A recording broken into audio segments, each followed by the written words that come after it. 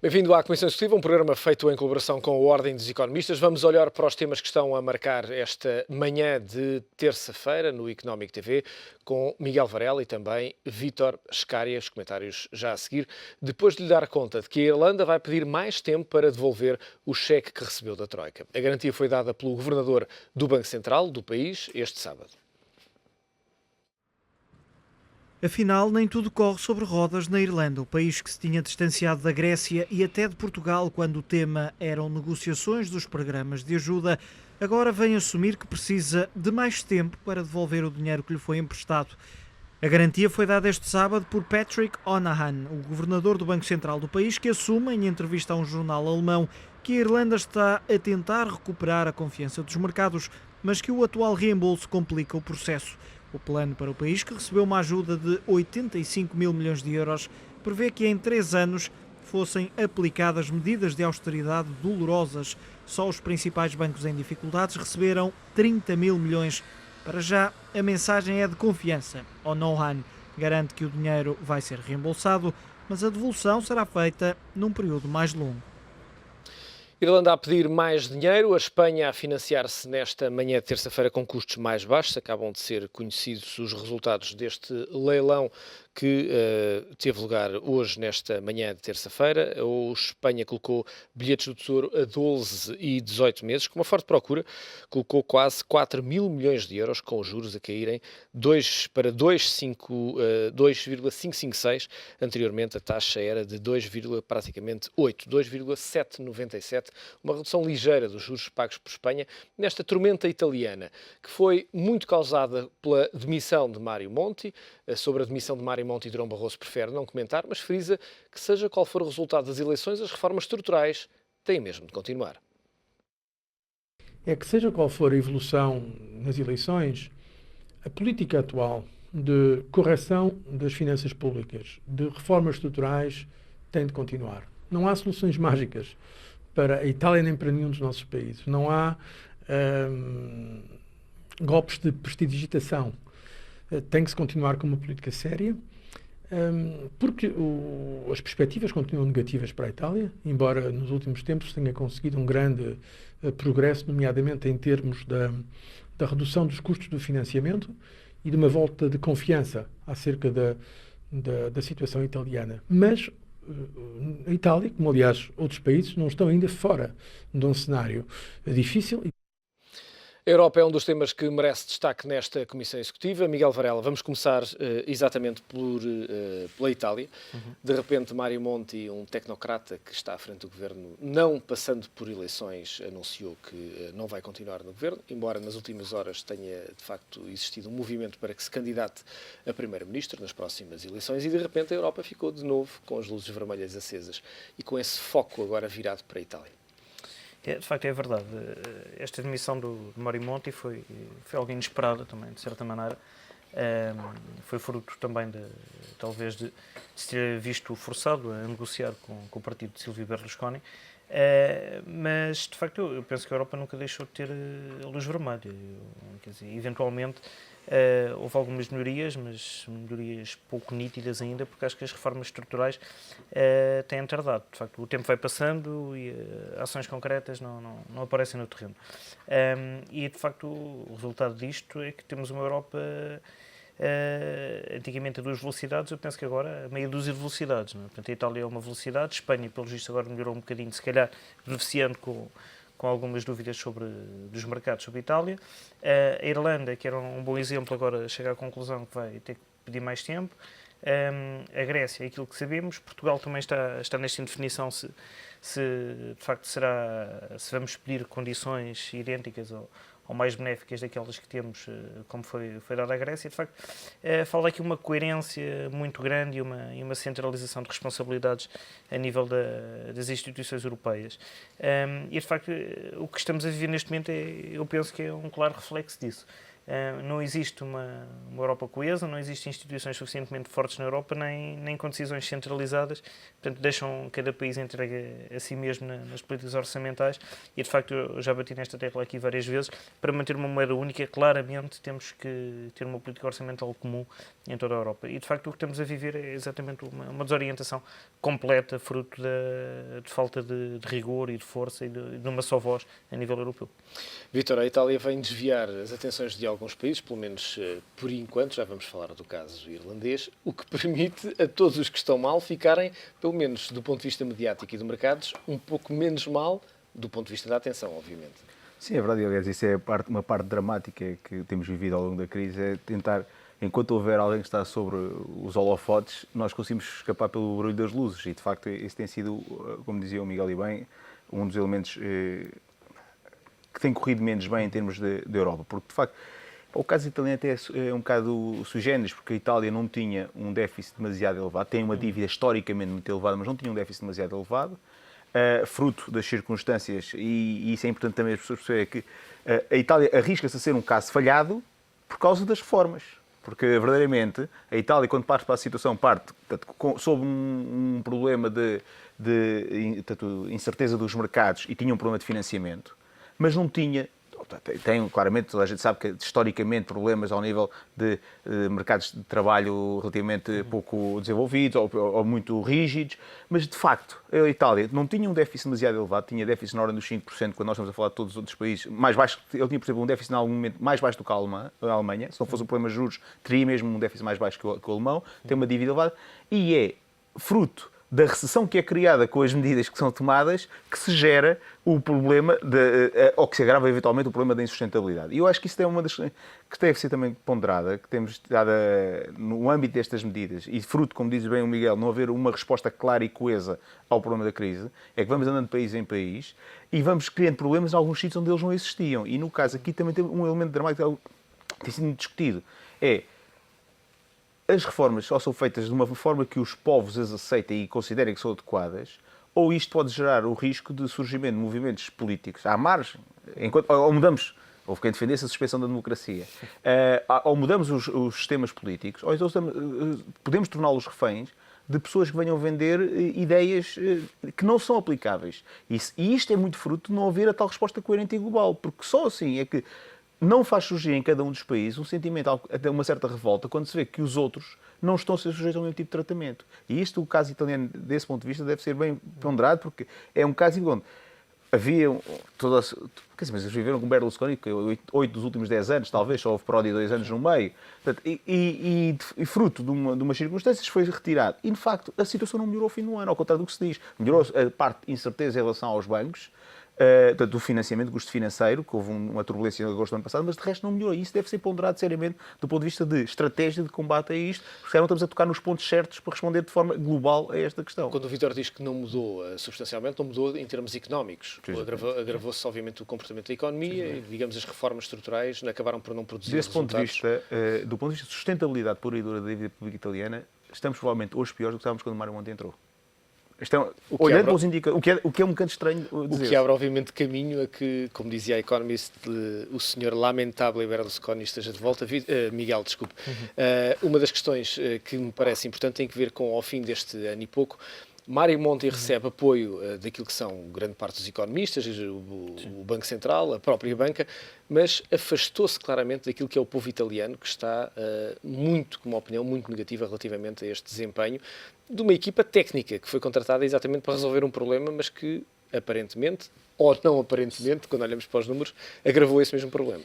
Sim, de facto é uma equipa técnica, mas as ideias do Sr. Monti, quer dizer, vêm um bocadinho daquilo que tem sido a política de austeridade defendida também pela Sra. Merkel. Portanto, apesar de ser um tecnocrata, está a aplicar uma política que tem sido comum, apesar de formas diferenciadas na Europa, que é a grande estratégia da austeridade para combater esta crise. Isso é que deve ser interrogado, não é? De facto, os números mostram, quer dizer, não só na Itália, mas como na generalidade dos países, que não está a resultar por esta via de combate. Portanto, estamos a falar no mesmo tema há quase 2 anos e, de facto, os números, os indicadores não melhoram com este tipo de política. E mesmo no caso português, e não só, também, se formos aqui ao lado a Espanha, quer dizer, o tipo de dívida que hoje em dia os particulares e as empresas têm não é uma dívida comum, quer dizer, como foi noticiado ainda esta semana, hoje em dia até as famílias portuguesas têm dívidas sobre bens essenciais, não é? Sobre a eletricidade, sobre a água. Antigamente eram créditos ao consumo, que era o crédito mal parado, ou o próprio crédito à habitação. Agora chegamos aos bens essenciais também. Isto passa-se também aqui ao lado em Espanha. Não sei a realidade de Itália, desconheço-a, mas de facto esta política de austeridade não pode continuar para a generalidade dos países. Portanto, não é com este tipo de medidas que se combate realmente esta crise. Nós hoje, Miguel, diga, podemos sim. chegar a esta situação, a este tempo e dizer com alguma certeza que esta política de austeridade não está mesmo a dar resultados. Porque há aqui um tempo em que ficamos à espera de que os esforços, que a austeridade comece a dar resultados. Hoje é possível dizer com alguma certeza de que este não é o caminho certo? Eu penso que sim, eu acho que é perfeitamente claro que não é o caminho certo, pelo menos para a generalidade dos países do Sul e mesmo para alguns países do Norte. Para a Finlândia, neste momento, que era uma economia perfeitamente sólida, começa, neste momento, a entrar em alguma recessão, exatamente. A própria Alemanha também já não tem as contas a 100%. Aquilo que eu penso, quer dizer, e é quase óbvio que uma política de austeridade deve ser aplicada em momentos demasiado expansionistas, quer dizer, não é aquilo que de facto se passa. As pessoas, os particulares ou as famílias sem rendimento disponível e para o ano ainda, as coisas podem se tornar ainda mais dramáticas. As empresas também com dificuldade no recurso ao crédito, deixa de haver investimento, deixa de haver consumo, portanto as consequências podem ser ainda mais dramáticas. Portanto, numa fase destas, eu penso que está na altura de pensar em políticas mais expansionistas que tendam a impulsionar novamente o próprio investimento do lado privado e o próprio consumo, incentivos ao consumo.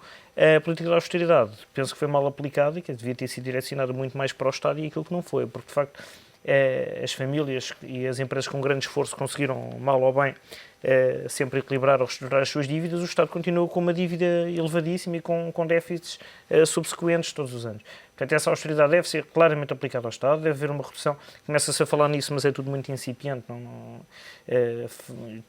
Em Portugal temos um país muito corporativista nesse aspecto. Fala-se muito de ataques ao Estado Social, mas aquilo que é preciso reformar não é o Estado Social, é o Estado em si. Quer dizer, o Estado Social é apenas uma das manifestações do próprio Estado. Quer dizer, deve ser reformado toda a forma de pensar do Estado. E a austeridade deve começar aí e deve ser só aí. Os privados, que são os que alimentam o Estado, não é? Através das receitas fiscais com os impostos das empresas e das famílias, esses, penso eu, deve ser aberto o caminho a uma política mais expansionista que tire as famílias da aflição em questão e as empresas também. Vítor Scária, esta receita de tecnocratas, de economistas que teriam uma solução dura, difícil, mas que ao fim de algum tempo começaria a dar resultados, passado este tempo todo, coloco-lhe a mesma questão. É possível olharmos para este caminho e termos alguma certeza nesta afirmação de que este não é o melhor caminho, ou ainda é cedo, temos que pagar para ver? Quer dizer, há aqui há também uma questão de grau. Eu rio por acaso de escolha e tenho sido muitas vezes apontado por defender alguns erros e falhas. Neste caso concreto, acho que a austeridade é parte da solução, não é a solução. Aliás, é curioso, saiu, salvo erro, sexta-feira, isto por exemplo, até é curioso por outro ponto de vista, um documento do FMI, mais um estudo do FMI, já não é uma caixa, como da outra vez tentaram vender, é um documento que demonstra que a austeridade a consolidação demasiado abrupta e rápida é contraprodutiva. E esta é que é a questão, ou seja, nesse sentido, era a austeridade que tinha acontecido, não necessariamente se fosse feito num quadro geral de ajustamento, um bocado o que o Miguel estava a dizer, há aqui um conjunto de desequilíbrios macroeconómicos e de situações de balanço que têm que ser corrigidos, mas têm que ser corrigidos numa lógica de sustentabilidade. E o problema é que a austeridade, a um determinado nível, não é sustentável porque gera o ciclo que se destrói ela própria. Por exemplo, ninguém discute porque é que é preciso cortar 4 mil milhões de euros no Estado Social. É muito simples. Foi os 4 mil milhões de euros que se perderam na receita pela austeridade excessiva. E, portanto, vamos estar a discutir mal a questão da reforma do Estado por um falhanço da política que é induzido pela própria política. É um valor. A receita fiscal em 2013 é 4 mil milhões de euros abaixo do que era a receita fiscal de 2008. Porquê? A economia portanto, encolheu. E essa é que é a questão dramática que estamos aqui a discutir. Nesse sentido, eu diria, a resposta à pergunta é sim, este caminho em concreto é errado, mas não vamos agora fazer a questão que é possível fazer sem austeridade. Não é. É possível corrigir os balanços das empresas, do Estado, porque ao contrário, há muita empresa com muito balanço desequilibrado e tem que o corrigir, e a situação financeira completamente desequilibrada que tinha. Em alguns casos, como diz a pessoa que costuma estar aqui também connosco, assumindo quem assumiu os riscos, tem que ter as perdas. Sejam os credores nacionais, sejam os credores internacionais. Não aqui a renegociação de dívida é uma questão básica. Quando há risco, há perdas, faz parte da vida. E no final do dia, se conseguirmos ter esta lógica em que haja um caminho sustentável, aí a austeridade estará em conjunto com o tipo de medidas para gerar, se Deus quiser, o restabelecimento da confiança. Agora, o que temos em cima da mesa é que é claramente insustentável. Porquê? Porque não se vê a tal sustentabilidade a aparecer em resultado da austeridade. E essa acho que é a pergunta que o Rui coloca e bem. Este caminho em concreto não é sustentável. Porquê? Porque não vemos a capacidade de pagar, como o caso irlandês também agora está em cima da mesa.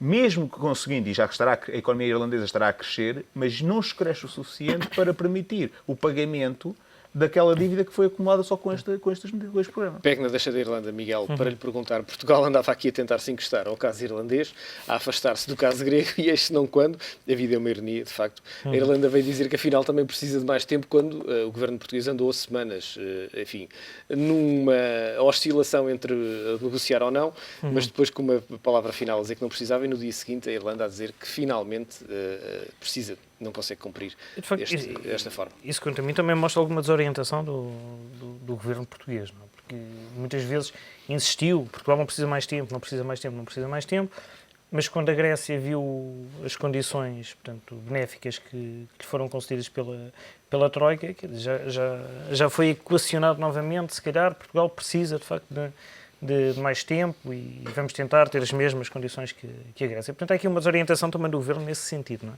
E, de facto, inicialmente encostou-se ao bom exemplo irlandês, veio-se a revelar, afinal, que não é o bom exemplo irlandês desviou-se um bocadinho do sítio onde estava. Exatamente, desviou-se um bocadinho e parece que não era o exemplo que Portugal queria que fosse. E, de facto, vão pedir mais tempo, chegaram já a essa conclusão, que, de facto, a austeridade pesa muito e é aniquilador da própria economia, como dizia também muito bem o Vítor. Quer dizer, se isto levar ao extremo, quer dizer, se não houver consumo, se não há investimento, também não há receita fiscal para o próprio Estado. E, de facto, acho que o Governo, quer dizer, anda meio perdido, também já debatemos isso aqui várias vezes. Faz falta uma estratégia nacional para sair desta crise, não há essa estratégia. Estamos a navegar um bocadinho por cabotagem, não é? Com a costa à vista e tentando ir limando algumas arestas. Era possível fazer outra coisa, Miguel, neste contexto europeu? É difícil. Eu, de facto, eu não invejo a posição nem do Primeiro-Ministro, nem do Ministro das Finanças. De facto, neste contexto são lugares muito ingratos e, de facto, é difícil exercer o poder neste momento com as condições em que Portugal e a própria Europa vivem em termos económicos e em termos sociais. Mas, de facto, quer dizer, uma pessoa quando assume uma responsabilidade governativa, a primeira coisa a ter é, de facto, uma estratégia para sair desta situação, a tentar melhorá-la. E, de facto, isso não existe. De facto, quanto a mim, não existe essa estratégia. E acho que o Governo já deu provas disso em quase 2 anos, que não existe uma estratégia definida. Vítor Scária, a Irlanda era a muralha que faltava derrubar, foi derrubada exatamente por dentro. Quer dizer, aqui também convém distinguir duas questões de tempo. Uma questão é o tempo em que o ajustamento tem que ser feito e a outra é a questão da maturidade em que os empréstimos têm que ser repagos. E o caso irlandês tem a ver fundamentalmente com a maturidade e também uma parte da discussão que nós tivemos em relação a Portugal a semana passada foi em relação à maturidade. Porquê? Porque temos um primeiro, se a memória não me traiçoa, temos uma primeira amortização muito pesada, porque os primeiros empréstimos foram feitos há 5 anos. O que quer dizer que temos em 2016 uma amortização muito pesada. Ainda por cima tivemos, no nosso caso, tínhamos necessidades de financiamento muito grandes logo em junho de 2011, quer dizer que em junho de 2016, ou por essa data, andaremos com uma amortização muito forte daqueles primeiros 1.000 milhões que chegaram em 2011. E a questão que se vou colocar aí abertamente é se, admitindo mesmo que o ajustamento é feito até 2014, se há condições para gerar no 2014-2016 o suficiente almofada para amortizar aquele peso que foi criado ali, aquele pico em termos de amortizações. E não parece. Não parece, e acho que até pode ser contraproducente. Porquê? Porque sempre que se vê um pico em termos de necessidades de amortização, tipicamente o que os agentes podem começar a apostar? Na dúvida e na incerteza sobre a capacidade de o fazer. Ora, a dúvida e a incerteza, juros aumentam. Portanto, ou seja, e andamos na tal bola de neve, que é voltar a ter o que, mesmo, digo eu, mesmo que se tenha corrigido, o que não me parece ser possível, até o final de 2013, o problema do déficit orçamental. Ou seja, mesmo num cenário de cumprimento integral, só o facto de termos uma guilhotina em 2016 pode fazer com que novamente o problema se coloque a partir de meados de 2015, de que não haverá condições para pagar. Portanto, nesse sentido, eu também percebo uma coisa, que eu acho que a tolice foi dizer aquilo inicialmente. Acho que é preciso separar muito bem. E é que o caso grego tem muitas frentes. O caso grego tem uma casa nem sequer cumpre o orçamento.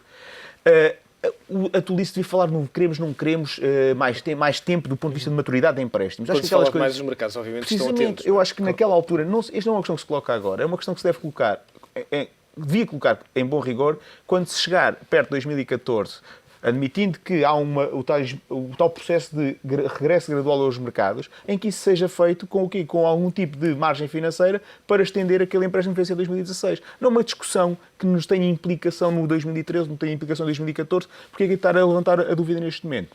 É dar um tiro no pé, sinceramente. Isso é uma questão de condução má política, de tal algum desnorte. Quer dizer, quem não sabe para onde quer ir, quando lhe aparece um sinal, qualquer caminho é bom. Vítor, o que lhe perguntava ao Miguel, pergunto também se era possível fazer melhor. Para além da questão da comunicação, do diz que disse, de manhã à tarde, depois no outro dia outra coisa, era possível fazer melhor neste momento? Concordando completamente que é muito mais fácil estar de fora a julgar do que estar de dentro a fazer, acho que a frase que temos utilizado sistematicamente mostra que era possível fazer melhor. Se nós soubéssemos para onde queremos ir, provavelmente conseguimos fazer melhor. Porquê? E aqui é uma das questões. Até pegando naquilo que eu estava a falar há pouco sobre o tal documento do FMI, um dos elementos essenciais nisto tudo é o tempo.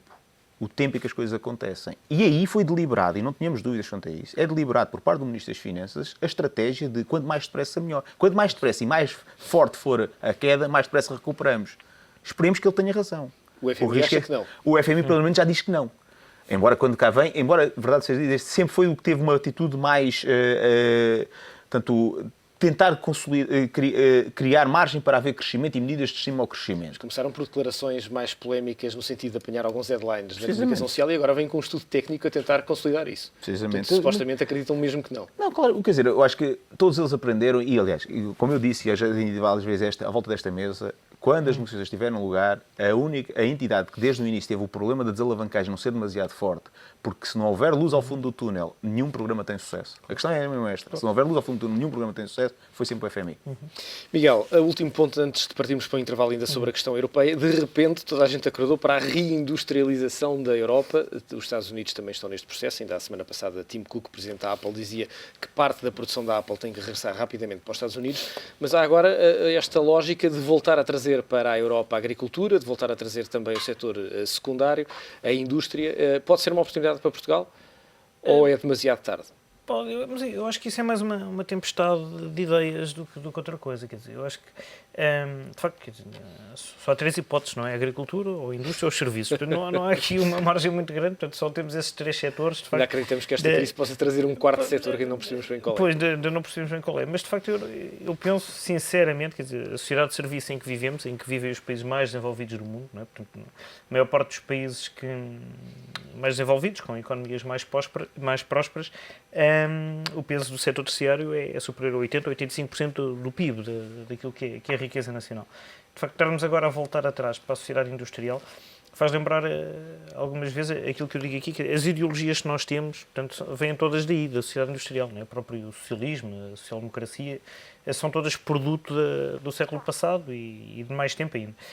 E, de facto, falta uma ideologia nova para esta sociedade da informação, para esta sociedade do século XXI. Portanto, as organizações das empresas mudaram, a organização familiar mudou, a própria sociedade mudou e as ideologias não acompanharam uma evolução tão rápida que o homem teve e que a sociedade teve. E que a própria globalização dos mercados impôs. Agora estamos a falar assim de repente na industrialização, parece uma coisa assustadora, quer dizer, e é o que exige mais investimento em indústria, nem é propriamente nem o serviço nem a agricultura. A indústria em si, em termos intensivos e estruturais, é aquilo que exige mais investimento.